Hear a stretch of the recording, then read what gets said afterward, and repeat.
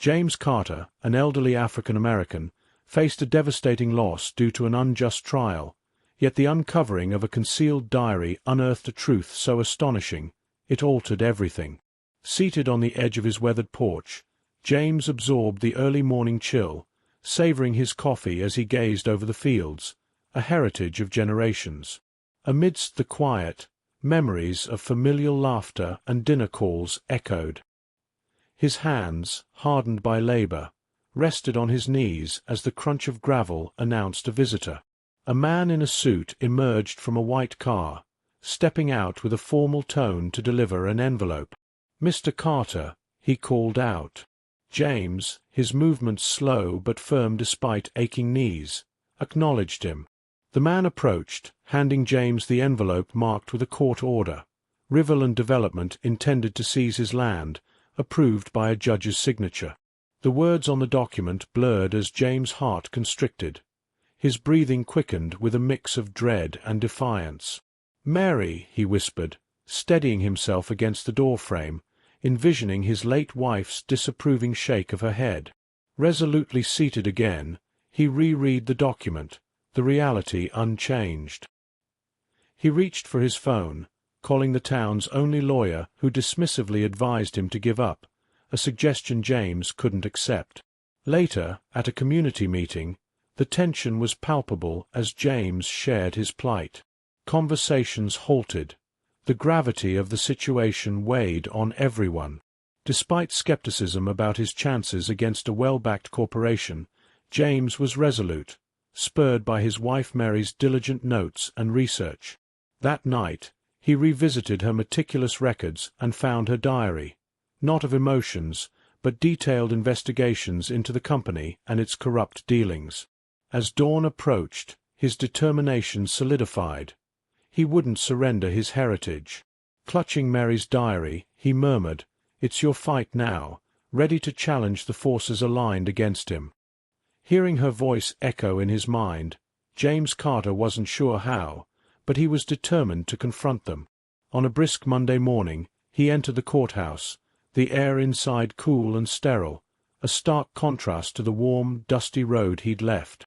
Clasping Mary's diary under his arm, his palms moist with perspiration, James's steps resonated against the polished tile, filling the spacious, silent hall. Approaching the front desk, the clerk barely acknowledged him. "What do you need?" she inquired indifferently. "I'm here to present evidence for a case," James declared, his voice firm despite his racing heart. The clerk glanced at him with a dismissive look. "Case number." As James stuttered about lacking a lawyer, she interrupted with a sigh, "Wait here," before vanishing into the back. Left standing awkwardly, surrounded by sharply dressed individuals, James adjusted his stance, clutching the diary. Eventually, the clerk reappeared with Harold, a court liaison, who sized James up. Confirming James's identity, Harold skeptically eyed the diary. "This is your evidence?" he questioned. James affirmed, explaining its contents about Riverland Development's corrupt dealings. Harold abruptly led him to a small office, cluttered with legal volumes. Seated, Harold listened as James explained the theft of land, his wife's documentation implicating judges. "Slow down," Harold interjected, skeptical without legal representation. James insisted on the veracity of Mary's detailed findings. Harold, while sympathetic, stressed the legal system's indifference to personal narratives without robust legal support like lawyers or expert testimony. Disheartened, James retrieved his diary, muttering a dispirited thanks, and left. The rejection stung yet ignited a resolve within him. He wasn't finished. That evening, as he sat in the silence of his kitchen, the arrival of his granddaughter, Sarah, interrupted his brooding. She entered, concerned about the court order and incredulous at the courthouse's dismissal of Mary's diary. As she reviewed the diary, her seriousness intensified, recognizing the depth of her mother's research, suggesting they had a strong foundation to challenge the injustice. "She was always thorough," James murmured, a hint of admiration in his voice as Sarah examined the diary. Looking up from the pages, she declared, "We can leverage this. I'll write about it and spread the word." Skepticism tinged James's reply. "Do you think that will really help?" Sarah responded confidently, "It's a beginning. People need to understand what's happening." The following day, Sarah's article was published online, a clear, factual expose of Riverland Development's corrupt practices and the collusion involved. James read the article multiple times, his pulse quickening with each word. Initially, the reaction was slow, but gradually, comments began to appear, and a journalist from a nearby county reached out for an interview.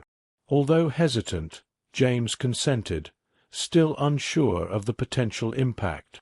That evening, as he and Sarah relaxed on the porch, a truck pulled up. Ben emerged, a backpack slung over his shoulder. With a slight smile, James greeted him. "About time you showed up." Ben's grin was wide. "Heard Sarah was making waves. Thought you might need some tech support." They moved indoors, gathering around the kitchen table to plan their strategy. Ben proposed digitizing Mary's notes for broader distribution, while Sarah planned further articles. James listened, a blend of pride and budding hope filling him.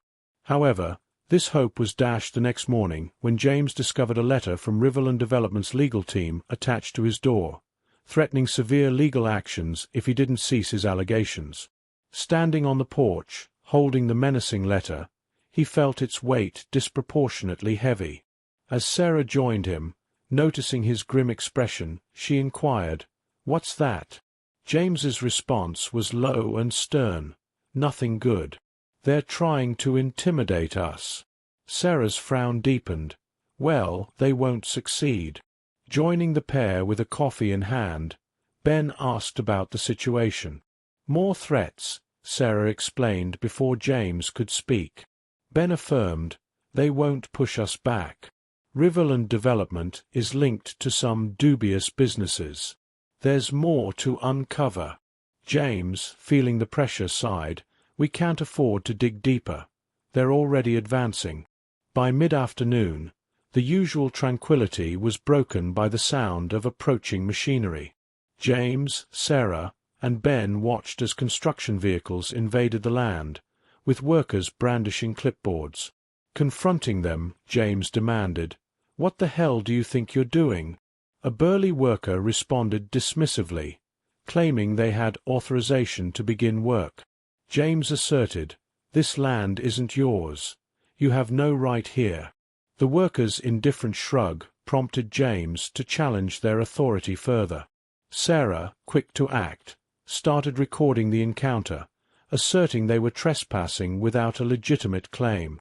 The worker's irritation was evident as he demanded she stop filming. Ben supported her. "She's not doing anything illegal." Standing firm, James commanded, "Turn those machines around now." For a moment, the workers hesitated, potentially reconsidering their actions as the situation escalated.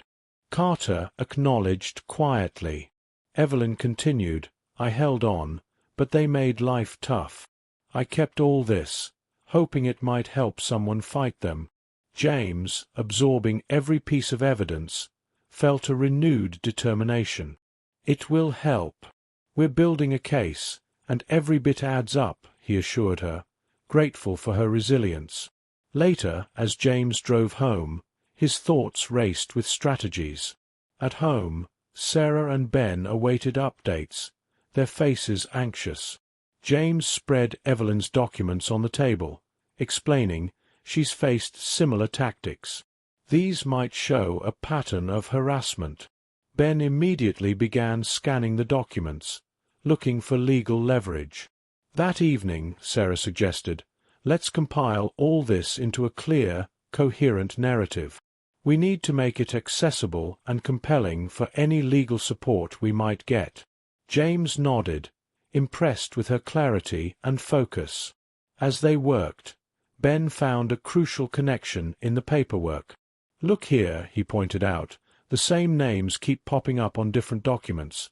Same agents, same shady practices. This was the link they needed to prove a systemic effort to usurp land illegally. James felt a mix of hope and pressure. This is it. This could be the break we need. Let's ensure everything is ironclad before we go public or confront them legally. Sarah, diligent as ever, began drafting a new article, weaving the stories of James and Evelyn with the newfound evidence. The next step was finding legal representation brave enough to take on Riverland Development. Sarah reached out to contacts, and soon they had a meeting lined up with a lawyer known for tackling corporate corruption. We'll lay everything out. Evelyn's experience, our findings, everything. We need them to see the human cost of Riverland's greed, James stated, a steely resolve in his voice. The day of the meeting, they presented their compiled evidence, the lawyer listening intently, occasionally nodding or frowning. After they finished, the room was heavy with anticipation. Finally, the lawyer leaned forward. You've done impressive work gathering all this. It's not just about land. It's about justice. I'll take your case. Relieved and reinvigorated, James and his team left the lawyer's office with a clear plan. We're going to court, and we're going public. This isn't just our fight anymore. It's every small landowner's fight against these corporate giants, James declared, his voice echoing in the parking lot. Sarah's article went live the next day, detailing their journey, the community's struggles, and their legal challenge. The response was overwhelming, with local and national support flooding in.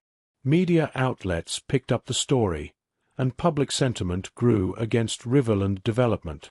As they prepared for court, James often sat on his porch, looking out over the land that sparked the battle.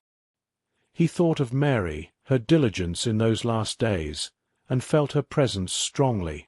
"We're doing this, Mary," he whispered into the breeze, a mix of sorrow and determination in his eyes. The fight was hard, but James Carter knew it was far from over. He was ready to stand tall for his family, his community, and for justice. "But there's a new challenge," James announced to the gathered crowd, his voice steady yet heavy with the weight of their situation. The room fell silent, all eyes fixed on him as he continued. "We've discovered that someone from our own community might be betraying us, providing information to Riverland." Murmurs of disbelief and concern rippled through the crowd. James felt the collective unease but pressed on, determined to maintain the unity they had built. "It's disheartening, but we can't let this break our spirit. We need to stay focused and support each other more than ever," he urged.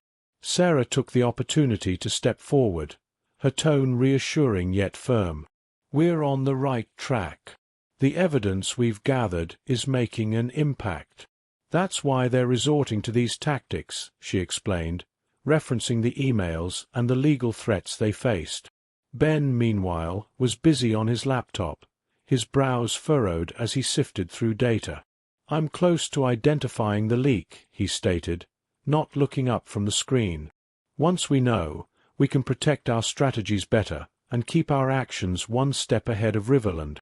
James then addressed the crowd again, his gaze sweeping over the familiar faces of neighbors and friends, some of whom had become like family through this ordeal. "We need your help to keep this fight going. Attend the hearings, spread the word, keep an eye out for anything unusual in the community. We need to be united and vigilant." The response was immediate and robust. Hands were raised, voices pledged support, and commitments to stand by James and the cause were voiced loudly. The sense of solidarity was palpable, and James felt a surge of hope amidst the challenges. After the meeting, as the crowd dispersed, James, Sarah, and Ben gathered their documents and prepared to leave. "We'll review everything tonight. Keep tracking the financial links and tighten our security on information," James instructed, a determined glint in his eye. Back at the house, the three sat down with fresh resolve. Sarah updated the community online, ensuring their narrative stayed strong and transparent. Ben continued his work, tracing the suspicious communications back to their source, while James pored over legal documents, preparing for the next legal challenge. As the evening wore on, Sarah's phone buzzed with notifications, support messages, offers of help, and media requests for interviews. "This is good," she said, a smile breaking through the tension. "The community's behind us, and the attention is growing. We're not just fighting for our land now, we're fighting for justice." James nodded, feeling the weight of their responsibility but also the strength of their collective effort. "Let them come with their worst," he said quietly. "We're ready.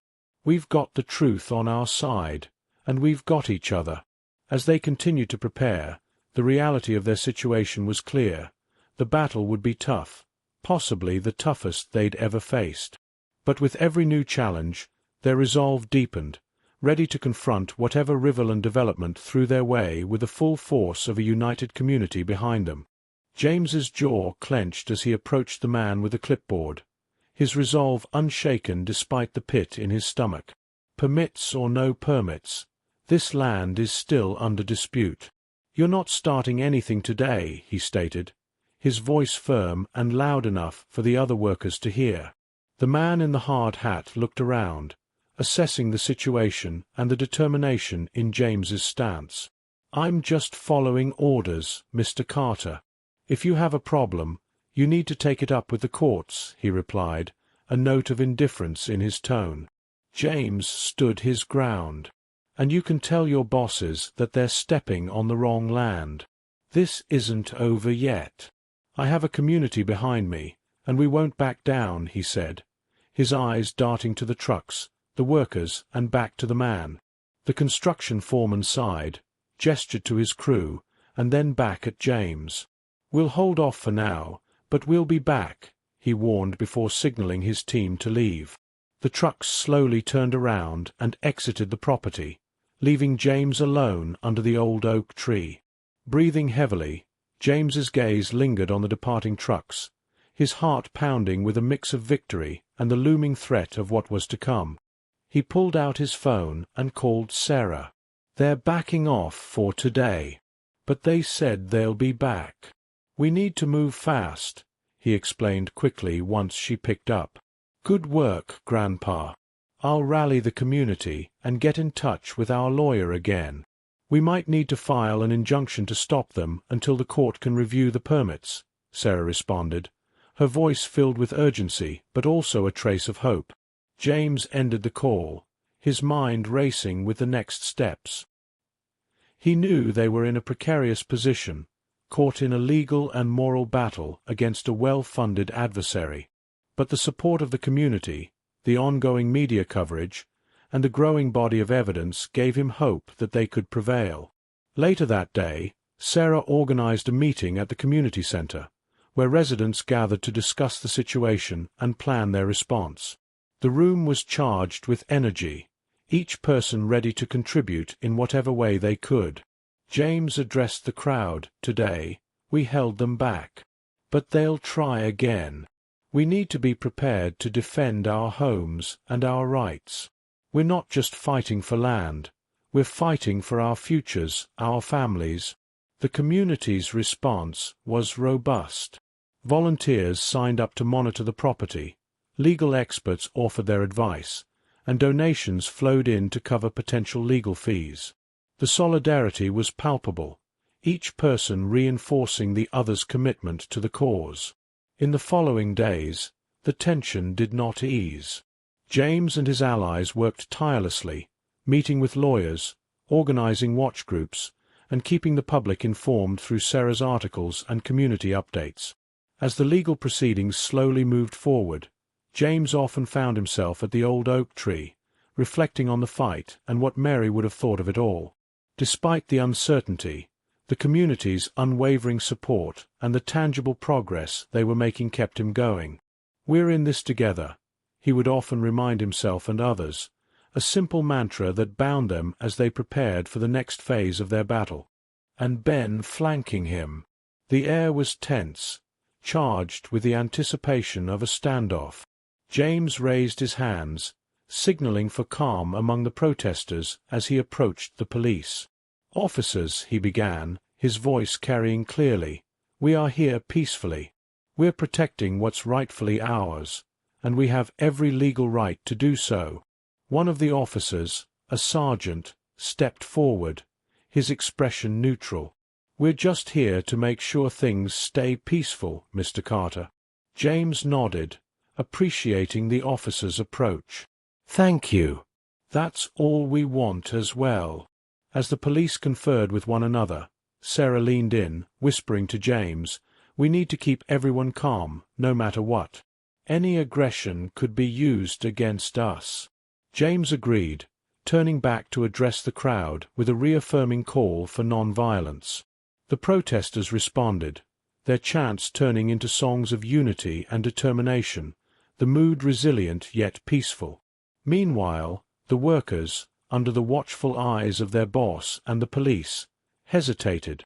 Without a clear go-ahead to start work amidst the growing media presence and the solid wall of community resistance, they were stuck. As the standoff continued, a local news reporter approached James for a live interview. "Mr. Carter, can you tell us why you and your community have decided to take such a firm stand here?" James looked into the camera, his resolve clear. "This land is more than just soil and trees. It's our heritage. Riverland development, aided by corrupt practices, wants to take that away from us. But we're standing together to show that we won't be bullied, that we believe in justice."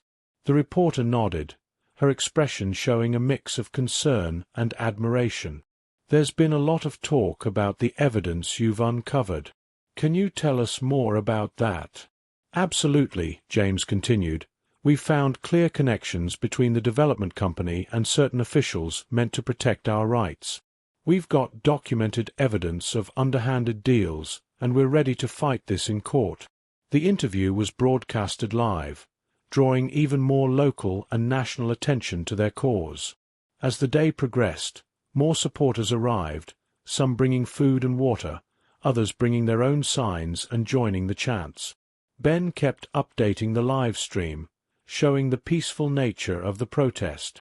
The viewer count continued to rise, and messages of support flooded in from around the country. However, as Ben had warned, there were also negative comments, attempts by some to discredit the protest as radical or unlawful. James didn't let this faze him. Instead, he used every opportunity to reinforce their message of unity and legal resistance. As the afternoon approached, the police had a brief discussion with the workers, who eventually began to withdraw, their equipment left untouched. The crowd cheered, feeling a temporary victory, but James knew this was just the beginning. "We need to stay vigilant," he told Sarah and Ben as they watched the trucks roll away. "They'll be back, but so will we. Every day, if that's what it takes." That evening, as the protesters lit candles and the media continued to broadcast, James felt a mix of exhaustion and elation. He stood there among his neighbors, friends, and family, united in their cause, stronger than ever. The land around them was still, holding the echoes of their resolve, ready for whatever came next. As night fell, James looked out over the gathered crowd, their faces lit by candlelight, their voices a soft murmur of ongoing defiance. He knew the road ahead would be long and filled with obstacles, but he also knew they wouldn't face it alone. With the truth on their side and the community behind them, they were a force to be reckoned with. The fight for their land, their rights, and their dignity continued, but James Carter stood ready, a steadfast leader in a battle for justice. But respectful, probing not just the facts of the case, but the emotional impact it had on James and his family. As the cameras rolled, James spoke from the heart about his connection to the land, his wife's dedication to uncovering the truth, and the community's support that had turned a personal fight into a public cause. "We're not just fighting for our land," James explained, his voice filled with a mix of determination and fatigue. "We're fighting for every small landowner who's been cornered by corporate greed and legal manipulation. This is about more than just property. It's about justice, about ensuring that no one else has to go through what we have. Abigail's questions helped frame the story not just as a local dispute, but as a symbol of a larger struggle against corruption and exploitation. The interview explored the emotional toll on James, the strategic battles they had fought, and the community's rallying cry that had brought national attention. After the interview, Abigail packed up her equipment, promising to get the story out as soon as possible. "You're making a difference, Mr. Carter," she said before leaving. "People are listening now." As the day turned to evening, James sat on his porch, reflecting on the day's events. The land around him was quiet, the turmoil of the previous days giving way to a cautious peace. Inside, Sarah and Ben continued their work, coordinating with supporters and planning the next steps. The phone rang again. It was a representative from a national legal advocacy group offering their expertise and support. They discussed strategy, legal avenues to pursue further protections for the community, and ways to maintain the momentum they had built. By nightfall, the impact of the day's revelations was evident. Social media was abuzz with discussions about the case. News outlets were replaying clips of the protest, and more voices were joining the call for justice. The pressure on Riverland Development and the corrupt officials they had colluded with was mounting, with every retweet, every share, and every broadcast spreading the story further. James felt a mix of exhaustion and exhilaration. The fight was far from over, but they had made significant strides. They had exposed deep-seated corruption, rallied a community, and drawn the attention of the nation.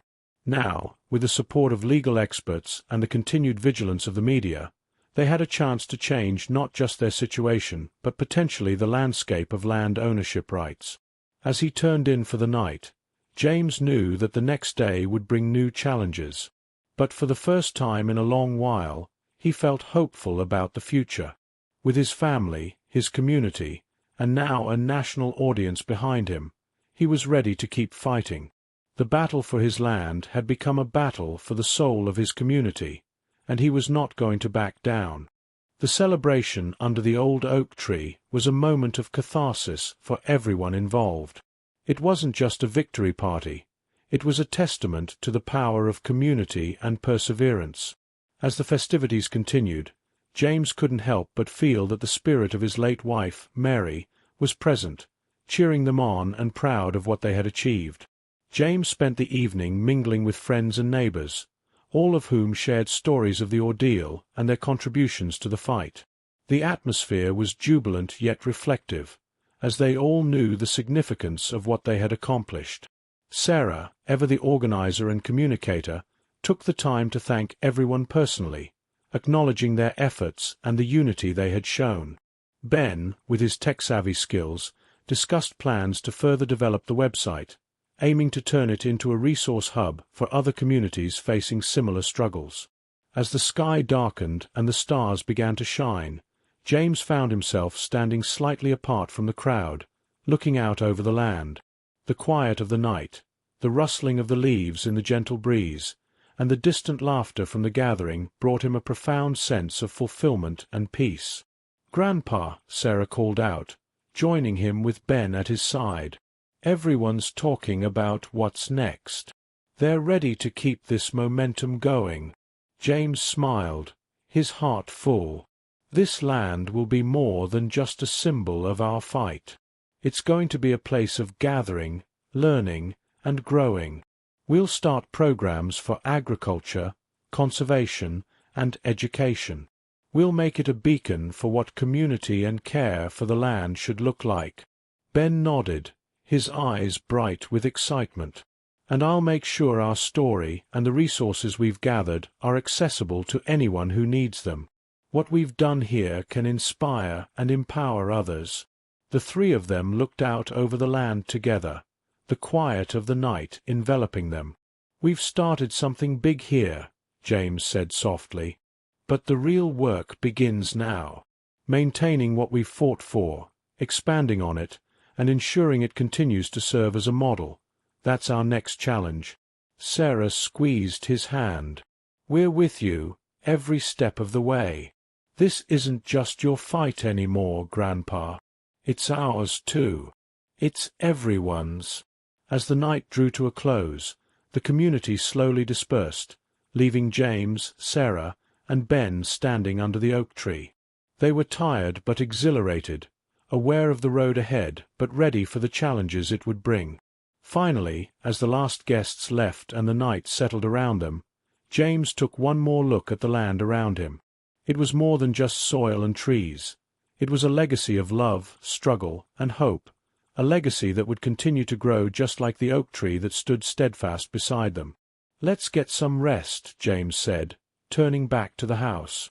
"Tomorrow, we continue building Mary's legacy.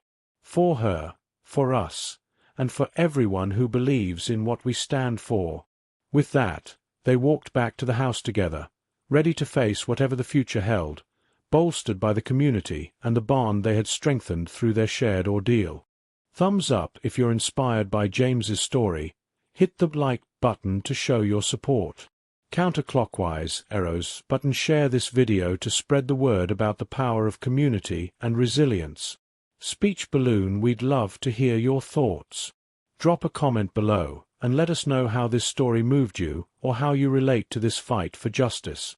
Bell, don't forget to subscribe and click the bell icon to stay updated with more stories like this.